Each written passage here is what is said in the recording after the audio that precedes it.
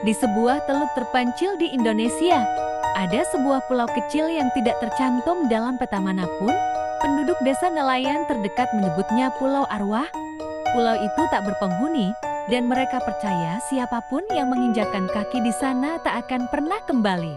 Konon, pulau itu dulunya adalah tempat pengasingan para pemberontak kerajaan zaman dahulu. Ratusan tahun lalu, puluhan orang dikirim ke sana untuk mati perlahan karena kelaparan dan penyakit. Mereka dikuburkan tanpa doa, tanpa tanda, dan tanpa ampun. Sejak itu, pulau itu menjadi rumah bagi arwah-arwah tak tenang. Seorang jurnalis muda bernama Nadia tertarik pada mitos ini setelah menemukan catatan tua peninggalan Belanda di Perpustakaan Nasional. Ia memutuskan untuk melakukan investigasi dan membuat dokumenter dibantu dua rekannya, Faris, kameramen, dan Dito, teknisi suara.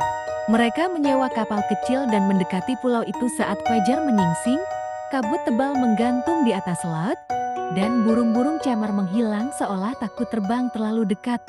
Saat mereka mendarat, semua alat elektronik mulai bermasalah, kompas berputar tak menentu, GPS mati.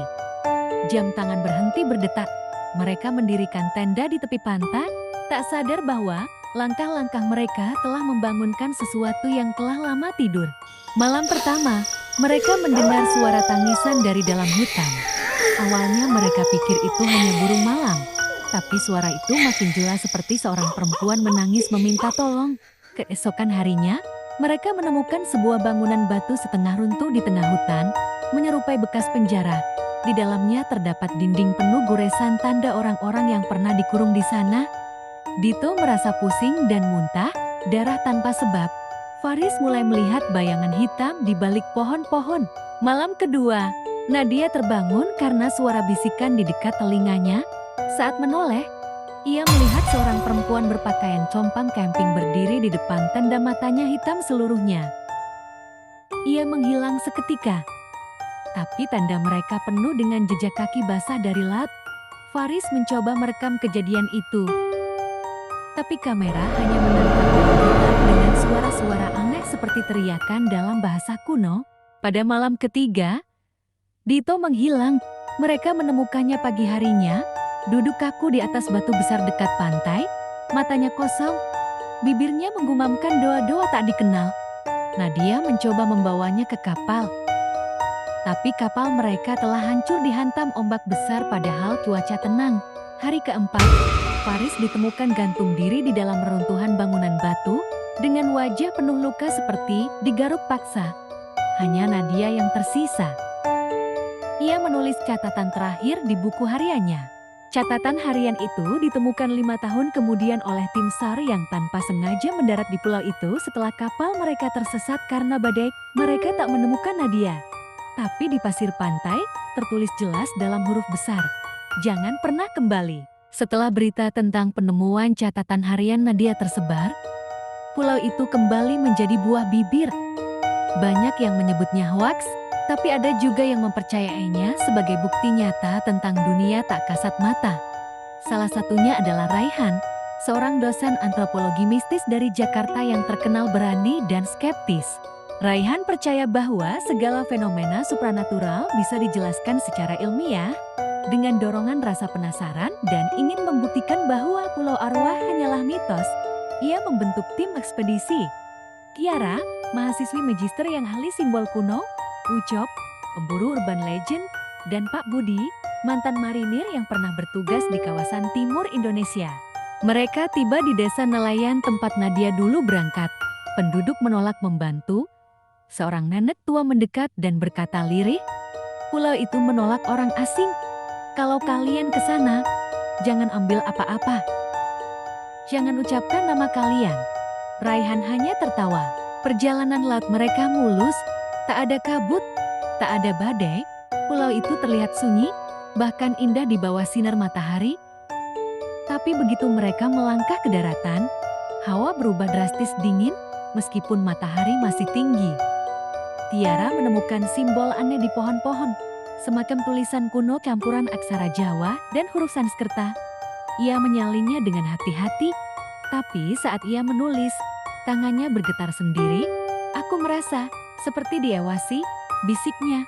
Malam itu, mereka membuat api unggun. Saat Pak Budi berjaga, ia melihat Tiara berjalan ke hutan sendirian. Ia mengikuti, tapi begitu sampai ke dalam, Tiara berdiri diam menghadap pohon, mulutnya bergerak tanpa suara. Saat disentuh, ia tersentak tak ingat apapun. Keesokan paginya, tulisan salinan Tiara hilang. Sebagai gantinya, ada kalimat lain yang tergores di tanah di samping tenda. Sudah terlambat, kalian dipanggil. Hari ketiga, satu persatu mulai mendengar suara. Raihan mendengar ibunya yang sudah meninggal memanggil namanya. Ucup melihat dirinya sendiri berjalan di hutan. Seolah ada kembarannya yang hidup di sana. Pak Budi mulai berbicara dalam bahasa yang tak dimengerti, bahkan oleh dirinya sendiri. Malam itu, mereka menemukan reruntuhan penjara batu yang sama seperti yang dikunjungi Nadia dulu. Kali ini, dindingnya penuh coretan-coretan baru. Ada gambar wajah-wajah orang. Dan di antara wajah itu, ada wajah mereka sendiri. Tiara jatuh pingsan. Saat sadar, ia berkata dengan suara bukan suaranya, pulau ini bukan dihuni arwah. Ini penjara bagi roh tua yang pernah dilupakan. Kalian membangunkannya. Malam terakhir, badai datang tiba-tiba, peralatan mereka rusak total. Dalam kekacauan itu, satu persatu menghilang. Hanya Raihan yang bertahan hidup dan berhasil kembali dengan sekoci darurat ke desa. Ia tak bisa bicara selama berbulan-bulan. Namun saat akhirnya ia mulai menulis pengalamannya, semua tinta di buku catatannya berubah menjadi warna merah tua. Dan satu kalimat tertulis sendiri di halaman terakhir. Sekarang G.I. Ali Erain Amo menulis. Setahun telah berlalu sejak Raihan kembali dari Pulau Arwah.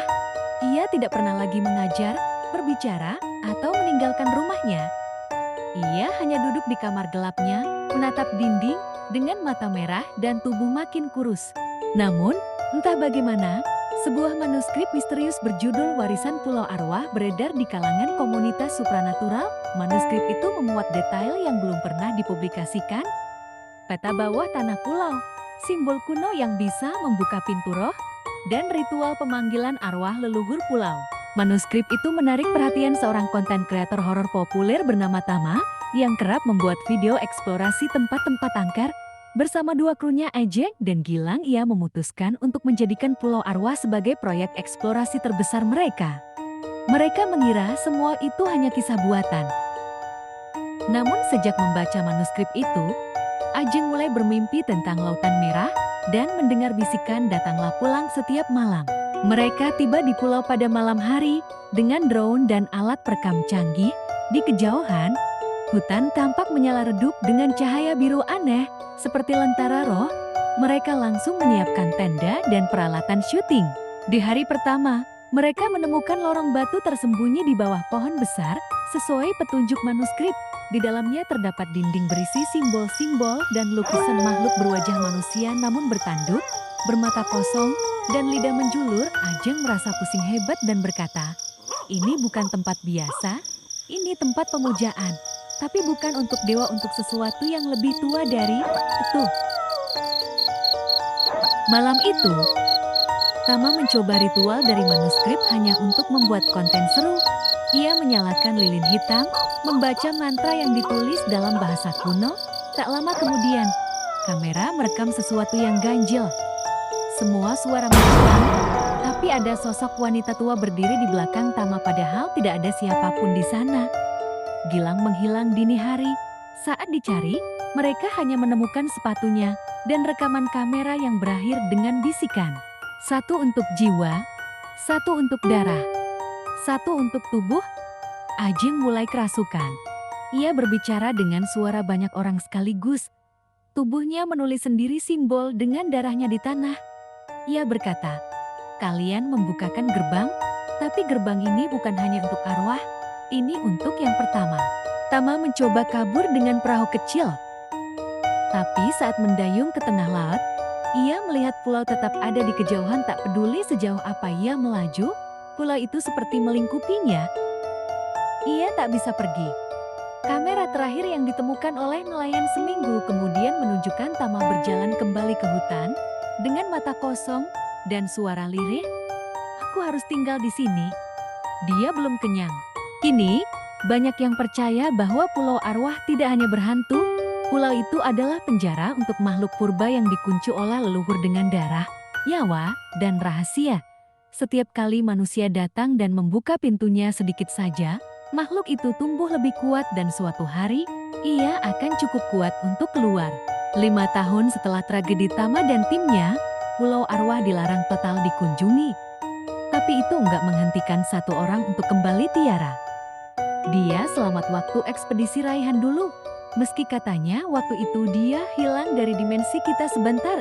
Setelah bertahun-tahun belajar bahasa kuno dan ilmu pemurnian energi leluhur, Tiara balik bukan buat eksplorasi, tapi buat menyegel pulau itu selamanya. Tiara datang sendirian. Dia bawa jimat pusaka peninggalan leluhur dan naskah kuno pemutus roh. Sesampainya di pulau, dia langsung menuju pusat kekuatan altar batu tempat ritual pertama dilakukan ratusan tahun lalu.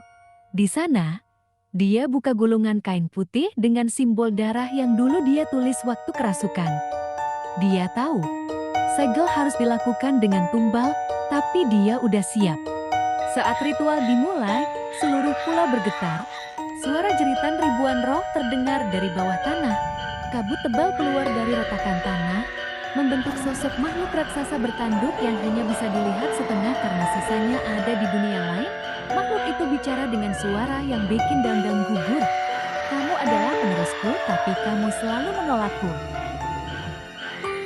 Tiara nggak gentar, dia membaca mantra terakhir, lalu melempar jimat ke dalam altar, disusul darahnya sendiri. Saat darah menyentuh tanah, sinar merah menyambar langit, seluruh pulau bergetar, lalu hening total. Seminggu kemudian, nelayan yang lewat bilang pulau itu udah nggak ada. Benar-benar hilang dari permukaan laut, seperti ditelan bumi. Tiara nggak pernah ditemukan, tapi buku catatannya ada di dermaga. Halaman terakhir bertuliskan, "Aku nggak mengalahkan dia, aku hanya menidurkannya lagi." Jangan pernah bangunkan dia. Jangan pernah lupa bahwa dia masih ada.